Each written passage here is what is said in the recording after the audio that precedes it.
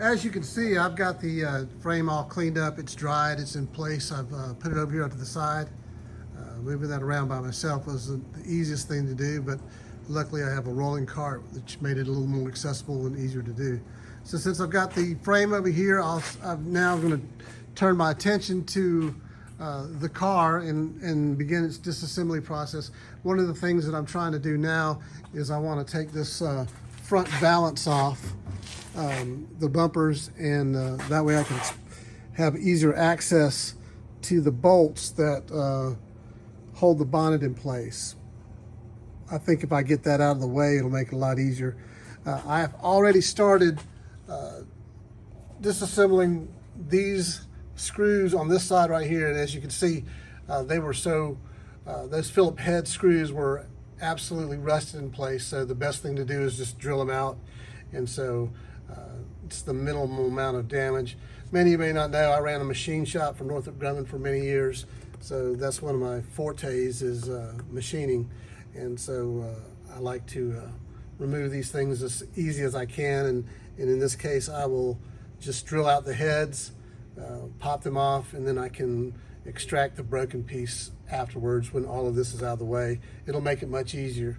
So let me get started on drilling out this hole right here, as I've already started a pilot hole for it. I'll drill it out and hopefully you can get this valance off real soon. So let's attempt that next. And as I stated, I'm going to go ahead and drill this head out of this bolt. I've already pilot drilled it.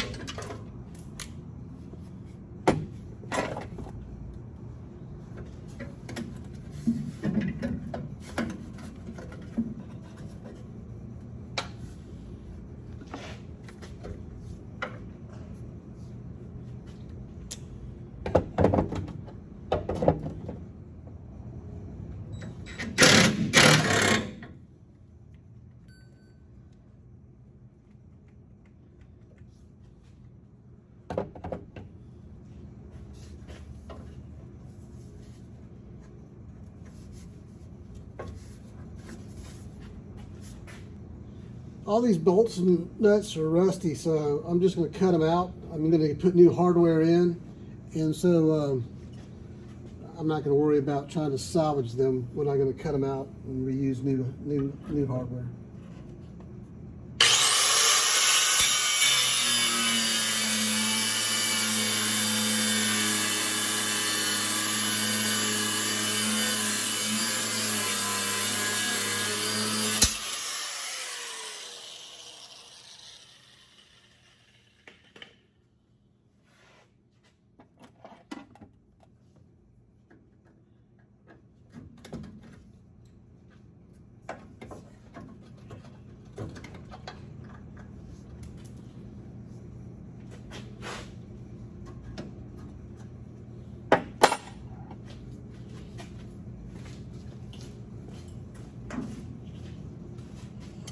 What I'm going to do now is I'm going to remove these bumpers. Now, one thing I had ordered new bumpers for the rear, but I discovered that these are no longer available, and nobody is making these front bumpers. So searching on the internet, I tried to find a few that were usable, but most of them I found were pretty much in the same shape that I have. So what I've decided to do is I'm going to go ahead and have these re-chromed. Last year I had a bunch of chroming done by Dallas Plating in Dallas, Georgia, and I was very, very pleased with their work on the TR6. The outcome was really well, really satisfactory, and also the turnaround time was much quicker than I ever anticipated. So I'll probably send these off and have them re-chromed. But in the meantime, if anybody has a good set and willing to part with, contact me offline, and I'll be interested in buying them from you if they're better than what I have.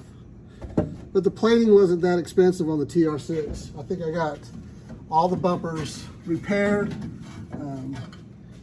straightened, dents were removed, and completely recombed for about $700, if I remember right, which was a decent price that I thought. So hopefully I can pull this right off. And like I said, hopefully this is going to make it a lot easier to remove the bolts that secure the bonnet in place. And this is new territory for me. I've never removed the bonnet before, so we're actually doing this together for the first time for me anyway.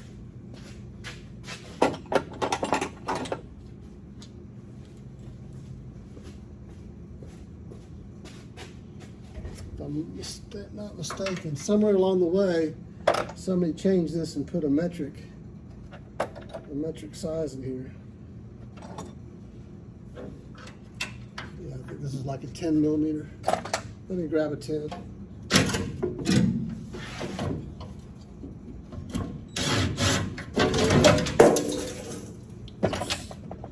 There she goes, she's all loose.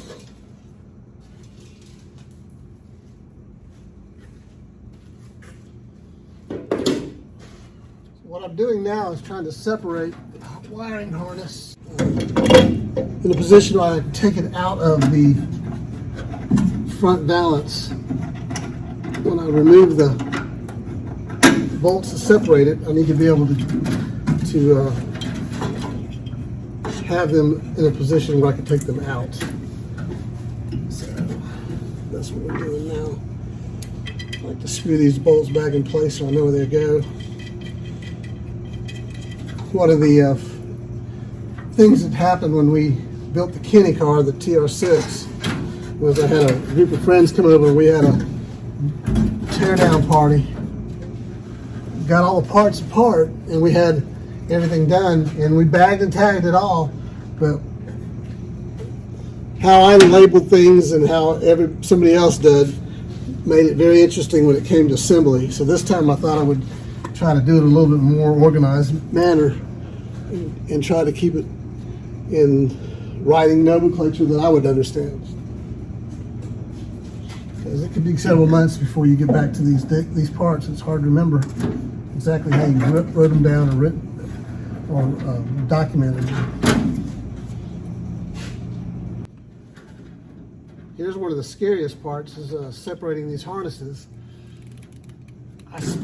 Off camera, I took detailed pictures of each connector so I could remember how they go, and had to wipe them down with brake cleaner to get some of the dirt and grime off so I could read the color codes. So they get dingy and dull and you can't see them later on. But having it recorded with a picture will make it much easier down the road as I try to reattach them. You spend hours and hours and hours looking over a diagram trying to figure out what and where they go and when. I don't particularly want to do that again. I learned that lesson once before. So I just about got this free where I can pull it through.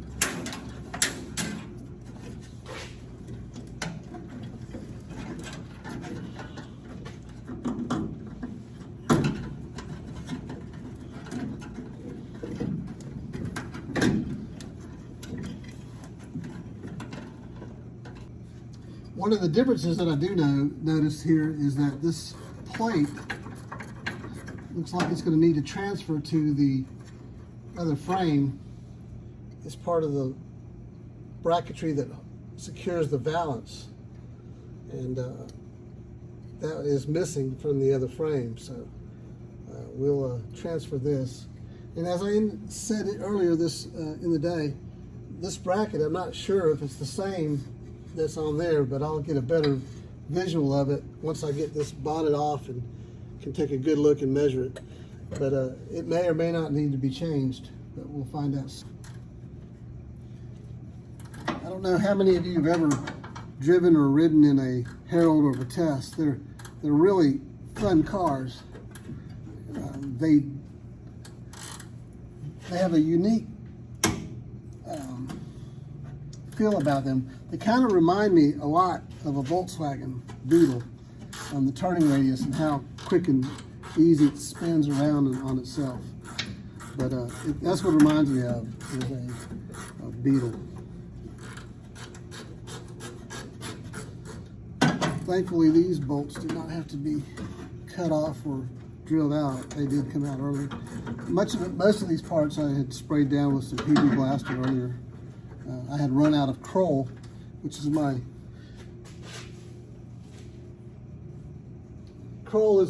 choice of creeping oils. It works really good. When I worked for Northrop, we used it a lot, but you just can't buy it anywhere. It's pretty much an industrial penetrating oil. Having removed the engine out of the frame, I'm a little concerned right now on whether or not, if I take this bonnet off, if this chassis will tip forward with all the weight off of it and I remove that bonnet. So what I'm going to do is I'm going to secure this in place by adding a couple of ratchet straps to secure the car to my lift.